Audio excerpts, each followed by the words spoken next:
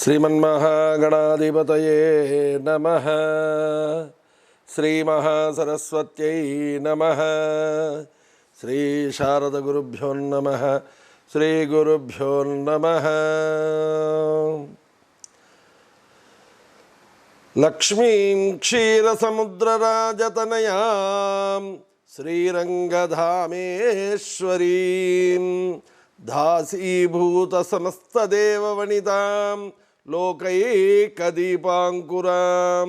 श्रीमन्मन्दकटाक्षलब्धविभा ब्रह्मेन्द्रगङ्गाधरां त्वां त्रैलोक्यकुटुम्बिनीं सरसिजां वंदे मुकुंद प्रियां।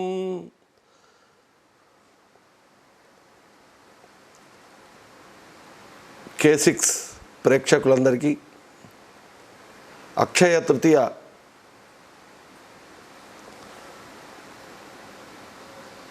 శుభాకాంక్షలు, శుభాశిస్సులు. ఈ సంవత్సరం బాధాకరమైనటువంటి విషయం ఏంటంటే యావత్ ప్రపంచమంతా ఈ కరోనా కోవిడ్-19 మహమ్మారి వలన యావత్ భారతదేశమే కాదు ప్రపంచ దేశాలన్నీ కూడా మానవాళి అంతా కూడా కరోనా వ్యాధి విస్తారంలో అనేక ఇబ్బందులు పడుతూ భయభ్రాంతులైతూ ఉన్నటువంటి సమయంలో ఈ అక్షయ తృతీయ వచ్చింది. ఈ అక్షయ తృతీయ కొన్ని పంచాంగాలలో 25 శనివారం అని ఉంది. చాలా పంచాంగాలలో 26 ఆదివారం అని ఉంది. ఏది ఏమైనప్పటికీ 26 ఆదివారం రోజు తృతీయ ఉదయకాల సమయంలో ఉంది కనుక 10-10:30 ప్రాంతం వరకు ఉంది కనుక అక్షయ తృతీయ పండుగను 26వ తేదీ చేసుకోవడమే సముచితం. మరి మొట్టమొదలు చక్కగా ఆ జగన్మాతకు ప్రార్థన చేద్దాం. ఎందుకంటే ఈ కరోనా మహమ్మారి క్షయమైతేనే మనం అక్షయ తృతీయను చక్కగా జరుపుకోగలుగుతాం. ఈ కరోనా మహమ్మారి ఏదైతే ఉన్నదో కోవిడ్-19 క్షయం అయిపోవాలి.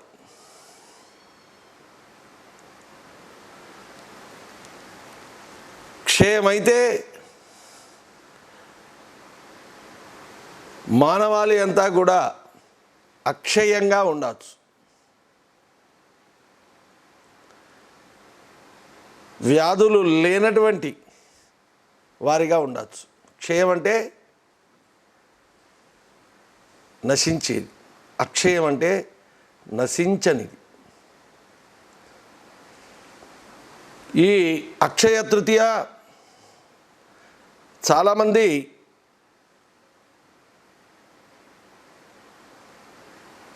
ఆధునిక ఆచారాలు, ప్రాచీన ఆచారాలకు ఆధునిక ఆచారాలు తోడై బంగారం, వెండి విలువైనటువంటి వస్తువులు కొనుక్కొని పూజలు పెట్టుకొని మళ్ళీ అది బీరువాలో దాచి ఉంచడం, అది అక్షయమని భావిస్తూ ఉంటారు.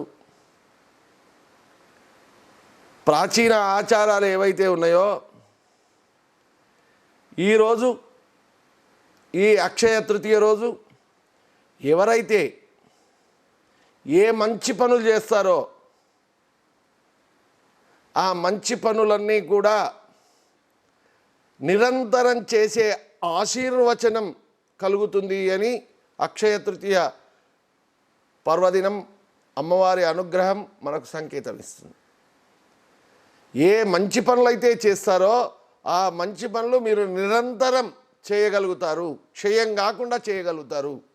ఒక దానం చేస్తున్నారు, ఒక విరాళం రాస్తున్నారు, ఒక అన్నదానం చేస్తున్నారు, అది ఏమవుతుంది? అక్షయమవుతుంది. అంటే మీరు ఎప్పటికీ అలాంటి కార్యక్రమాలు చేసేటువంటి శక్తిని ఆ అమ్మవారు మీకు అనుగ్రహిస్తుంది అని అర్థం. ఆ సత్కార్యాలన్నీ కూడా నిరంతరం కొనసాగుతూ ఉంటాయి, ఒకనాటికి ఆగేది కాదు అనేది మనకు సంకేతం ఇస్తుంది. అప్పులు తెచ్చి బంగారం కొనడం,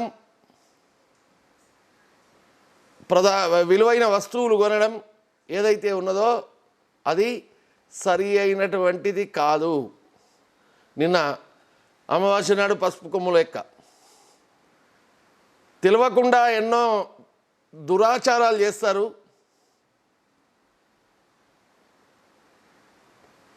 పసుపు కొమ్ము మంగళసూత్రంకు కట్టుకొని పసుపు కొమ్మును వడేస్తే మంగళసూత్రం బలం పోతుందా?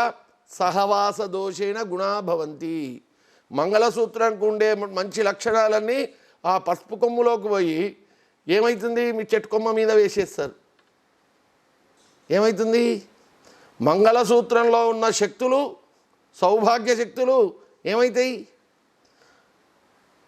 అమావాస్య మామూలుగా వచ్చినట్టే వచ్చింది.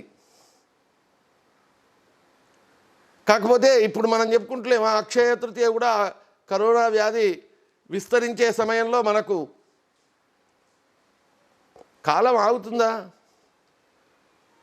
నిర్బంధం ఉన్నా పర్వదినాలు వస్తాయి. శ్రీరామనవమి వచ్చింది, ఉగాది పర్వదినం వచ్చింది, హనుమత్ జయంతి వచ్చింది.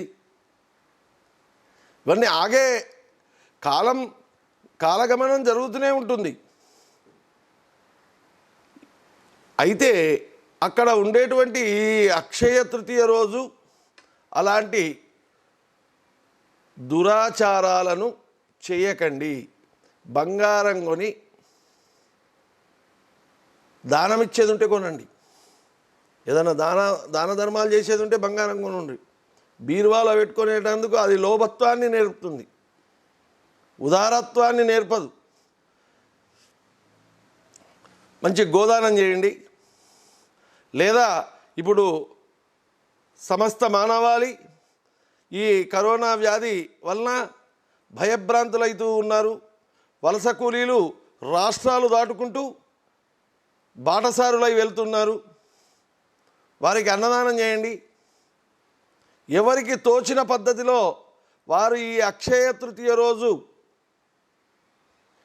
కరోనా వ్యాధి పీడితులకు దాన ధర్మాలు చేయడం వలన మీకు దాన ధర్మ గుణం అక్షయంగా ఉండుగాక. మరి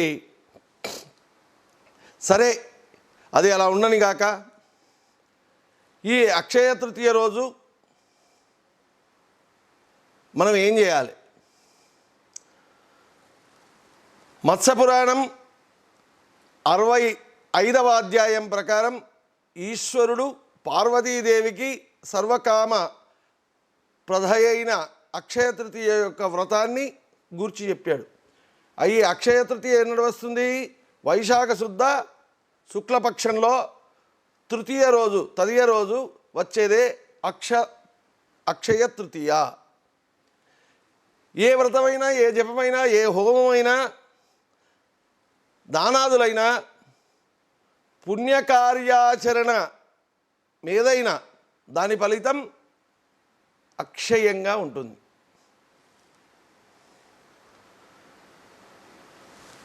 ఏ వ్రతం చేసినా, ఏ పూజ చేసినా, ఏది చేసినా మీకు ఆ రోజు చేసినటువంటి సత్కర్మ అక్షయమవుతుంది. ఆ పుణ్యకార్యాల వలన వచ్చే ఫలితం అక్షయమైనట్లే ఆ రోజు పాపం చేస్తే పాపం కూడా అక్షయంగా నిలుస్తుంది. ఏం కావాలి? పుణ్యం పాపం అంటే మాకేంది తెలుస్తుందండి? మేము సామాన్యులం. పుణ్యం ఎలా ఉంటుందో పాపం ఎలా ఉంటుందో మాకు తెలియదు. పుణ్యం అంటే పరోపకార పుణ్యాయ పాపాయ పరపీడనం. ఇతరులను బాధపెట్టి హింసించి మానసికంగా శారీరకంగా హింసించేటువంటి విధానమే మన వలన మనకు ఇతరుల వలన ఏదైతే ఇబ్బంది జరుగుతుందో, మనసుకు బాధ కలుగుతుందో, శారీరానికి కష్టం కలుగుతుందో, ఇతరుల పట్ల అది కలగకుండా చూడడమే పాప నివృత్తి అవుతుంది.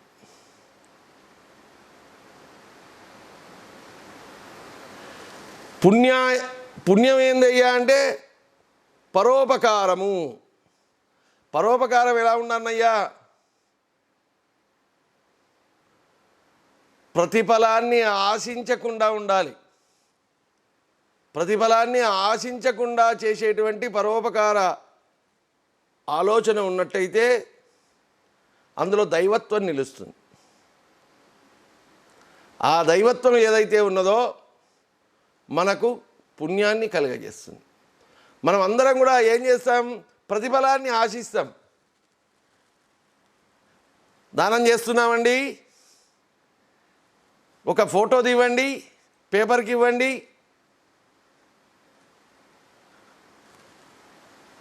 ఇది ప్రతిఫలాపేక్ష లేకుండా చేయాలి. ప్రతిఫలాపేక్ష లేకుండా చేసేటువంటి పుణ్యం ఏదైతే ఉన్నదో, పరోపకారం ఏదైతే ఉన్నదో అది అనంతంగా మనకు అక్షయంగా ఉండగలుగుతుంది. మరి ఈరోజు తృతీయ తిథి బ్రహ్మతో కలిసి ఉంటుంది. ఈ అక్షయ తృతీయ బ్రహ్మతో కలిసి ఉండేటువంటి తిథి. అందుచే విశేష పూజనీయమైనటువంటిది ఈరోజు బద్రీనాథ్ క్షేత్రంలో బద్రీనారాయణుని యొక్క 6 మాసాల తర్వాత దర్శన ప్రారంభం ఈరోజు నుంచి జరుగుతుంది, అక్షయ తృతీయ రోజు నుంచి. మరి ఈరోజు ఉపవాస దీక్ష జరిపి ఏ పుణ్య కార్యాచరణ చేస్తారో తత్సంబంధ ఫలితం కూడా అక్షయంగా ఉంటుంది అని మనం చెప్పుకున్నాం. ఈ తృతీయ రోజు అక్షయుడైన మహావిష్ణు శ్రీమన్నారాయణుడు పూజింపబడతాడు.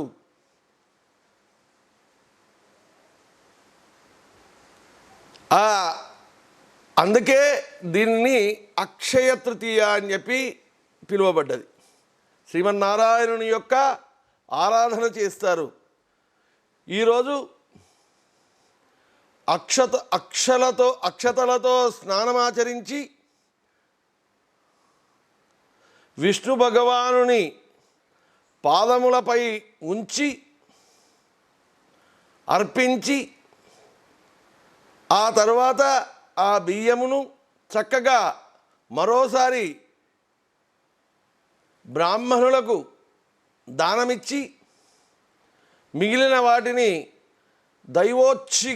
దైవోచ్ఛిష్టంగా బ్రాహ్మణోచ్ఛిష్టంగా తలచి ప్రసాద బుద్ధితో స్వీకరించి భోజనం చేయాలి. ఇది ఉంది.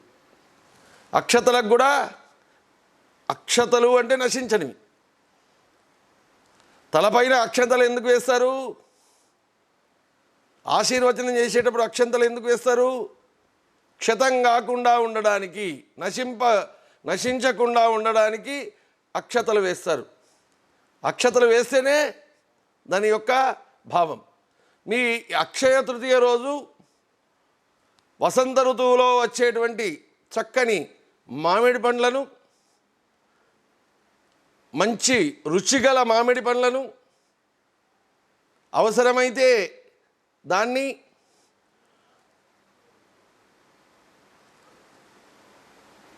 మందర అంటున్నా, శబరి రుచి చూసి రామునికి తినిపించిన పద్ధతిలో మంచి రసము గల పండ్లను,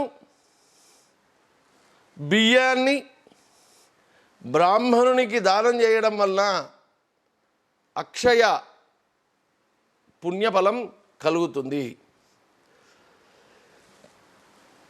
మరి ఈ ఫలం తప్పకుండా కలుగుతుంది అని పురాణాలలో ఈశ్వర వాక్కుగా చెప్పబడ్డది. సాక్షాత్ పరమేశ్వరుడే పార్వతీకి దేవికి చెప్పినటువంటి విధానమైనటువంటిది ఈ వ్రతం. ఇలా ఒక వైశాఖ శుక్లపక్ష తృతీయ రోజు చెప్పిన విధంగా నియమంతో అక్షయ తృతీయ వ్రతాన్ని ఆచరించి తర్వాత వచ్చే 12 మాసాలలో శుక్లపక్ష తృతీయ రోజు ఉపాసించి విష్ణువును ప్రీతితో, ఇష్టంతో, ప్రేమతో మనసా వాచ కర్మన అర్చిస్తే రాజసూయ యాగం చేసినటువంటి పుణ్యఫలం కలుగుతుంది. రాజసూయ యాగం చేసిన పుణ్య ఫలితం కలుగుతుంది. అంత్యమున ధర్మార్థ కామాలన్నీ దాటి మోక్షాన్ని, ముక్తిని పొందగలుగుతాం. అక్షతలు అంటే ఏమాత్రం విరగనివి అక్షతలు, విరిగిన బియ్యం కాదు. మనం శివాలయంలో శ్రావణ మాసంలో పూజ చేసేటప్పుడు అన్నీ విరగనటువంటి అక్షతలన్నీ ఏరి ఏరి ఏరి ఎట్లనైతే శివుని మీద తలపైన పెడతామో, శివలింగం పైన పెడతామో, విరగనటువంటి ఆ బియ్యపు గింజలను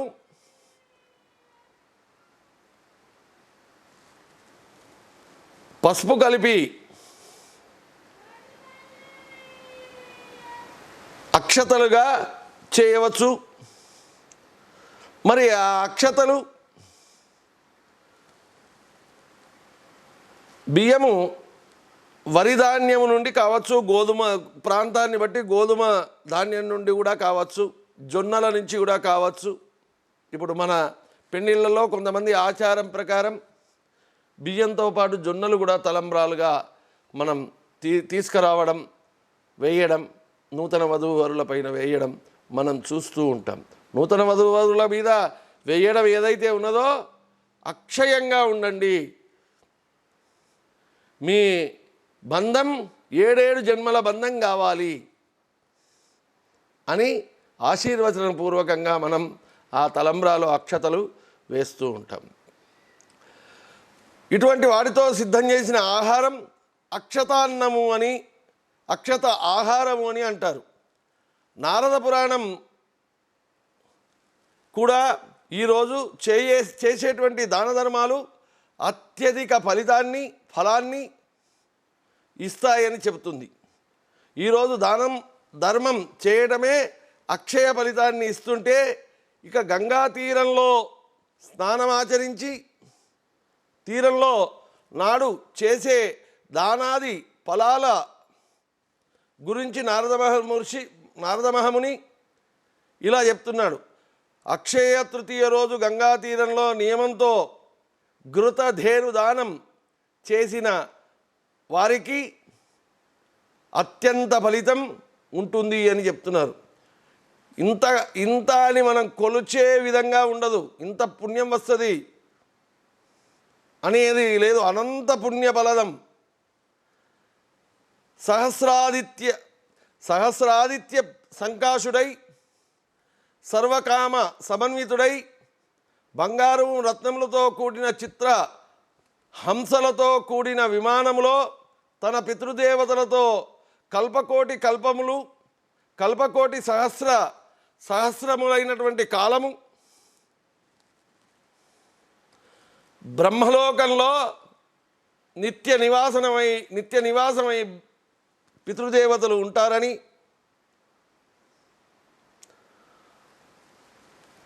తర్వాత గంగా తీరంలో అత్యంత ధనవంతుడైన బ్రాహ్మణునిగా పుడతాడు అని,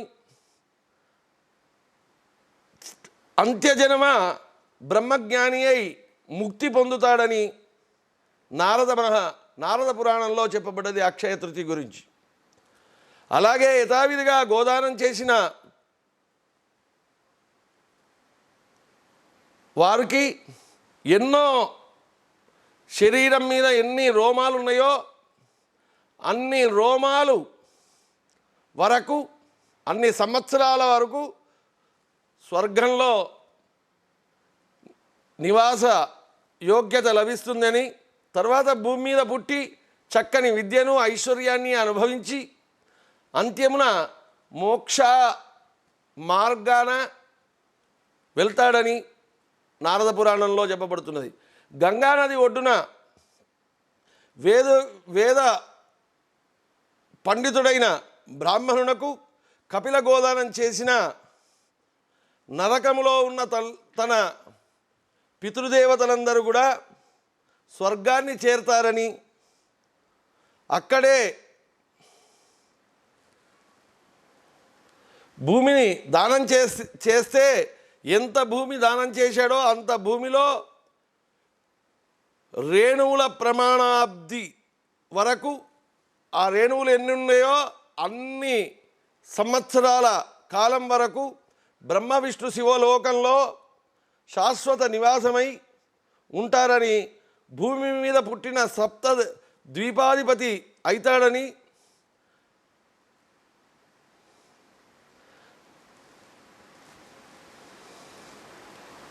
భేరీ శంఖాది నినాదాలతో మేల్కొనబడతాడని, సర్వధర్మపరాయణుడు అవుతాడని, సర్వ సౌఖ్యాలను పొంది నరకవాసంలో ఉన్న పితృదేవతలందరికీ స్వర్గ ద్వారాన్ని తెరిపిస్తాడని, స్వర్గంలో ఉన్న పితృదేవతలందరికీ మోక్షాన్ని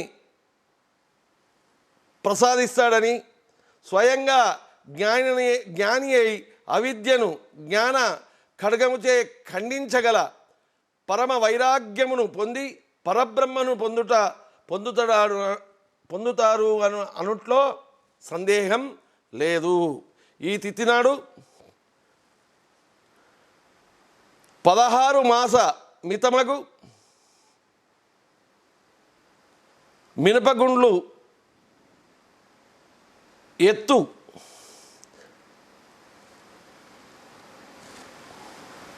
విప్రునికి దానం ఇచ్చినటువంటి వారైతే వారికి అక్షయ ఫలం కలుగుతుంది అని, లోకంలో పూజింపబడిన వాడవుతాడు అని మనకు అక్షయ తృతీయ యొక్క ఫలితం చెబుతున్నది.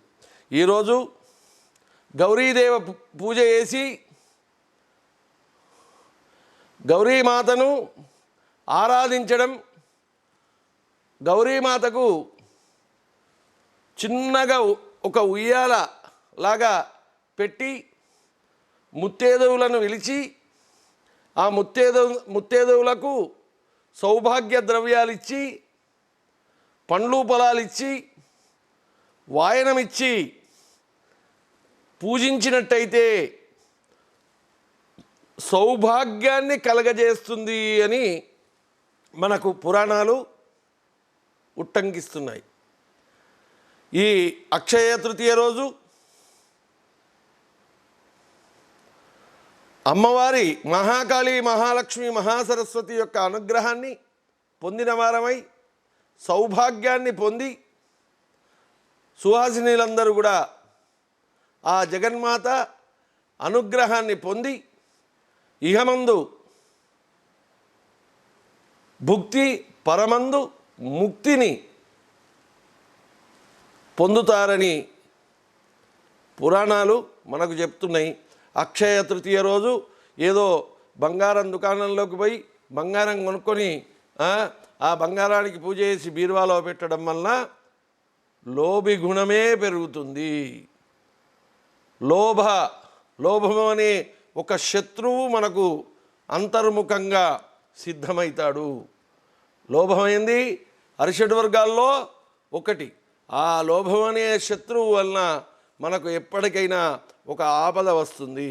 అక్షయ తృతీయ రోజు చేసేటువంటి పని ఏందయ్యా, మీరు తీసుకొని పూజించి దానం చేయాలి. అక్షయ తృతీయ రోజు ఏ దాన ధర్మాలు చేసినా పుణ్యఫలం కలుగుతుంది. ఇంటి యజమానులు పితృదేవతలను గురించి అక్షయ పుణ్యలోకాలకు పోవాలని ఏ దానం చేసినా, ఏ ధర్మం చేసినా పితృదేవతల యొక్క అనుగ్రహం కావాలేగా కనుక పితృదేవతలు ఈ కాలంలో ఎక్కడికి వస్తారు? భువర్లోకానికి వస్తారు. భువర్లోకంలో ఎదురు చూస్తున్నటువంటి పితృదేవతలకు తర్పణాల ద్వారా కానీ దాన ధర్మాల చేత కానీ తన వంశం సుఖంగా ఉండాలని, భోగభాగ్యాలతో ఉండాలని, సమస్త ఐశ్వర్యాలు కలిగి ఉండాలని, సత్కర్మలు చేయాలని ఆశీర్వదిస్తారు. ఇది అక్షయ తృతీయ యొక్క భావం. అక్షయ తృతీయ నాడు అమ్మవారి యొక్క లలితాదేవి అమ్మవారి యొక్క సహస్రనామ పారాయణం చేయండి. లక్ష్మీ అష్టోత్తరం కానీ శ్రీ సూక్త పారాయణం చేయండి. విష్ణు సహస్రనామ పారాయణం చేయండి. ఆ మహాలక్ష్మి మీ ఇంట అష్టైశ్వర్యాలు ప్రసాదించి ఆనందాన్ని కలగజేస్తుంది. ఇప్పుడు మీరు చేసేటువంటి దానం అత్యంత పుణ్యప్రదమైనటువంటి దానం. ఈ అవకాశం కూడా మామూలు అవకాశం కాదు. మీరు ఏదైనా స్వచ్ఛంద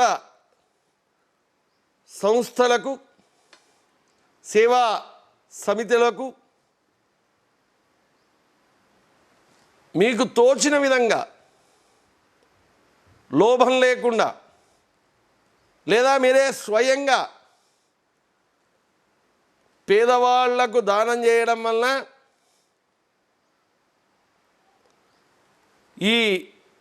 ఇప్పుడున్నటువంటి సంకట స్థితిలో ఉన్నటువంటి పేదవాళ్ళ పరిస్థితి ఏంది అనేది ఒక్కరోజు, 2 రోజులు, 3 రోజులు, వారం రోజులు పనులు లేకుంటేనే తల్లడిల్లేటువంటి పేద ప్రజానికం నెల రోజుల పాటు, నెల 15 రోజుల పాటు ఈ కరోనా వ్యాధి